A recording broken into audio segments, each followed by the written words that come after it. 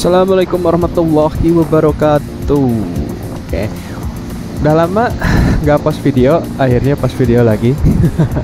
Dan hari ini kita, nah ini bisa dibilang konten baru, ya. Tapi ini 11-12 sama NR Talk sebenarnya. Tapi ya berhubung ini bukan malam, nah jadi kita sebut sebagai Ride Talk aja. Oke, gimana yang puasa? Semoga puasanya lancar semua ya. Oke, kalau masih ada yang ngegodin, oke, boleh diminimalisir ngegodinnya. Oke, harus step by step ya, yang namanya berkembang itu nggak bisa langsung berubah ya 180 derajat. Oke, kalau dipaksa nanti balik lagi. Oke, sekarang kita mau ke, ini pertama gue mau ke Waran. Oke, Waran itu tempat tongkrongan gue sama teman-teman gue. Ini sekarang janjian sama Ilham atau Ilham kayak ya, nanti bakal lihat lah siapa sih itu si Ilham tuh ya.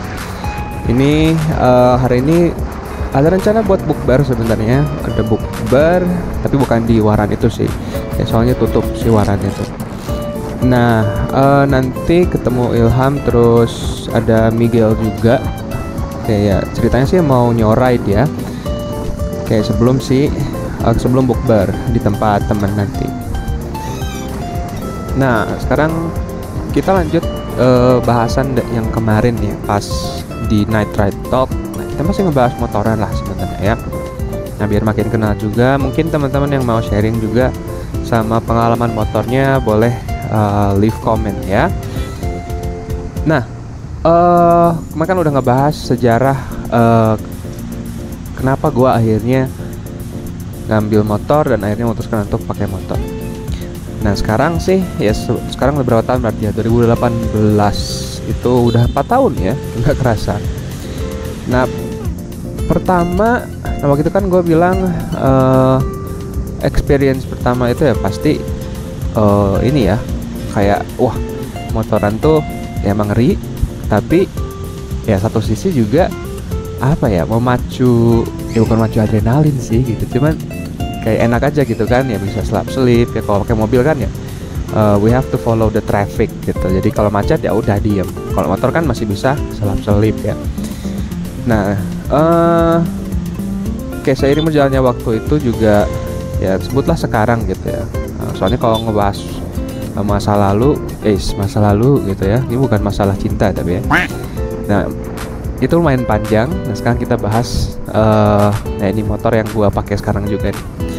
Nah si CBR ini kayak gua sebenarnya dulu sempet bilang gua nggak akan sport gitu ya. Ya sama aja sih kayak nggak akan naik motor dulu. Ya pada akhirnya ngambil juga. Nah salah satu alasan utamanya kenapa gua beli dan milih CBR 150R yang CBU Thailand ini, karena ya gue pengen dapat experience-nya gitu. Kalau gue sering bilang sih ke teman-teman ya, biar nggak telat racing gitu ya, nanti bahaya gitu. Soalnya lu baru 40 tahun, nyoba motorsport ternyata asik, keranjingan ya, sedangkan ya insya Allah udah berkeluarga, udah punya anak ya, itu kan gimana gitu ya, takutnya nanti ya itulah telat racing itu nanti pas udah umur ya udah mulai tua ya, itu malah main ke sirkuit lah atau gimana gitu. Nah makanya akhirnya gue ngambil si CBR ini. Nah terus gue jadi inget juga gitu berapa respon dari teman-teman gue, kenapa sih ngambilnya yang pego gitu, yang 150 cc gitu ya, sedangkan sebelum-sebelumnya juga gue udah pakai motor ya 150 cc gitu. Sejujurnya sih awalnya gue mau ngambil yang 2,5 cc, yang MC41 gitu. Targetnya juga ya sama, nggak jauh-jauh nih, warnanya yang RWB gitu. Tapi ya cukup rare si MC41 RWB itu. Dan gue itu pernah ngeliat motor ini tuh, bukan motor yang ini banget sih gitu, jadi ada motor yang sama ada di dealer Jalan Ciatel, dan akhirnya cakep juga gitu ya pas ngeliat ini warnanya, ya gue suka gitu ya. Bisa dibilang warna favorit, kombinasi favorit gue tuh ya ini, si red, white sama blue ini. Nah dari situ gue tertarik lah gitu ya. Nah terus ya biasanya sih ya yang nanya tuh pasti ngebahas tentang, tapi kan untuk performa ya gitu. Ya pas ya jelas ya, kalau 2,5 cc pasti performanya jauh kayak dibanding 150 cc. Cuman ya baik lagi, gue pengen experience-nya step by step gitu ya. Ya mulailah dari 150 cc dulu gitu. Gue udah pernah coba sih yang 2,5 ya CBR, 2,5 RR pernah, CMC juga pernah, Ninja pernah gitu yang tapi yang masih karbu. Terus enggak ding, udah FI punya temen gue itu udah FI, cuman yang seri lama belum yang facelift kayak sekarang. Nah terus 600 cc udah pernah ya, yang punya Dwiki R6 Dwiki itu. Oke, untungnya nggak jatuh ya. Kalau jatuh, waduh. Oke, ini ya dompet langsung kering pasti. Nah, dan dia compare ke situ, gue akhirnya mutusin buat 150 cc aja deh, gitu untuk di awal-awal gitu. Dan ya ternyata walaupun ya tenaga kalau dibandingin pasti jauh ya gitu dibanding motor-motor cc yang lebih tinggi, tapi experience-nya dapat sebenarnya dari sini. Dan itu salah satu ya tujuan gua ya, purpose gua memilih motor ini dan akhirnya memutuskan untuk pakai motor sport gitu.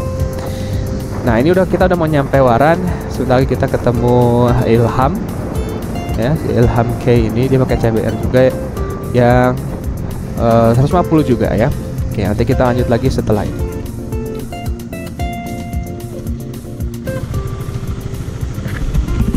Sudah lama Pak? Sudah lama? Masa? Pas banget begitulah. Orang nyari tas dulu tas ini paling gimana Pak? Ya Indra main di sini. Cuman kalau pengen dari sini, pengennya sih ke Champion dulu, ikut nggak? Champion tadi mana? Champion. Ayo. Ini recording bro. Mau ke Champion nggak? Ini nggak record? Mereka. Champion guys. Welcome to my guys. Siapa si Aina mau pengen benerin Apa PCX? Yang klakson iya, bisa itu kan masalah PCX? Mau aku rusak. Nah, Satu rusak, satu hilang. glove? Yang merah, yang ini robek, yang kiri hilang. Nah, belilah. Karena main benang dulu. Kita ke arah mana, ke sana? Hah? Hah? Ada mana? Oh, lead the way, brother. Bola ke berjuang.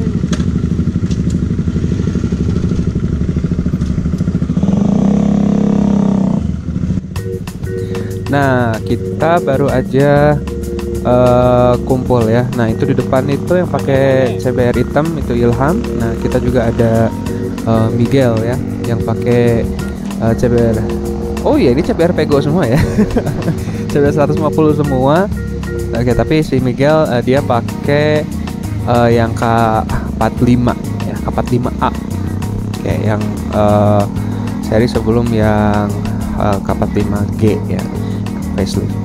Oke, satu generasi setelah motor gua sama si Ilham tuh.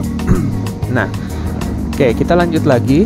Tadi kita udah ngebahas persejaraan ya, purpose riding ya. Oke, kenapa gua ngambil motor ini? Kenapa akhirnya menjadi riders racing lah ya. Oke, nah mungkin sekarang kita bahas dikit nih ya. Kalau teman-teman perhatiin gitu ya, di video-video sebelumnya. Nah, kalau yang belum nonton video-video sebelumnya boleh ditonton dulu. Oke, kita ngebahas dikit tentang soundtrack ya, atau lagu-lagu yang gua pilih buat di konten video gua. Nah, apalagi yang sekarang ini, nah teman-teman bisa denger ya, dari bahasanya itu bahasa Jepang. Oke, ini gua mau sedikit background story. Oke, bahwa ya gue sebenarnya ya mau dikatakan wibu. Sempat mau wibu dulu ya, belak-belakan aja lah ya. Oke, there's nothing wrong ya. Tapi ya sekarang juga gue masih suka ya yang berbau-bau Jepang gitu.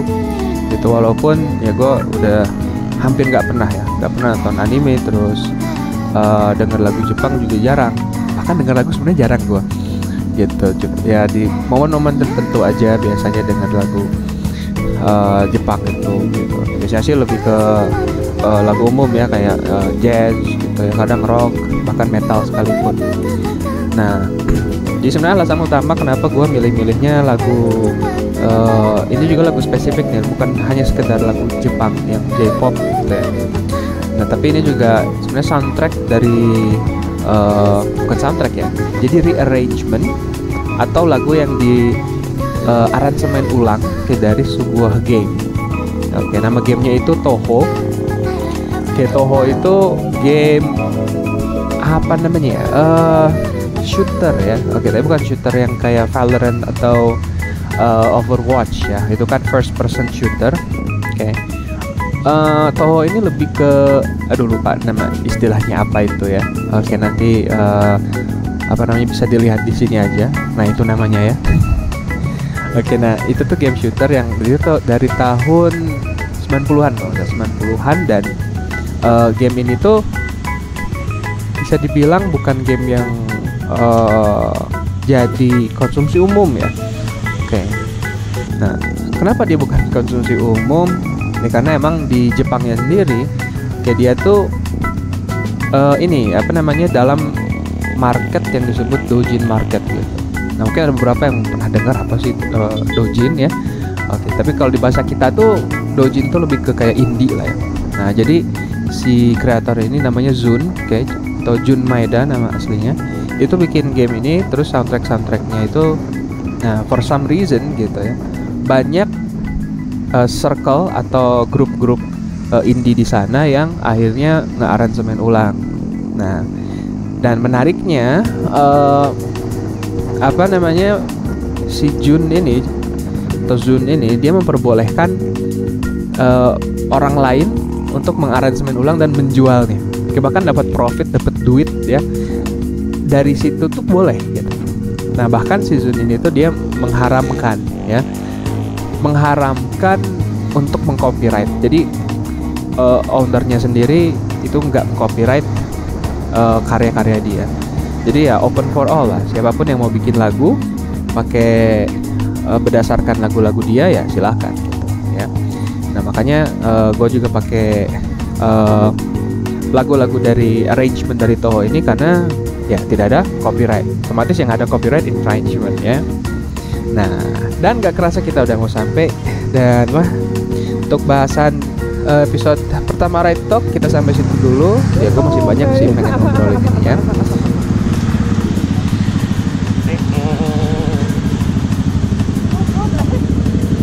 Udah mau buka puasa nih ya. Kita prank aja si Indra, suruh kesini. Itu ngerekam nggak? Ngerekam bro. Iya, sama orang ini.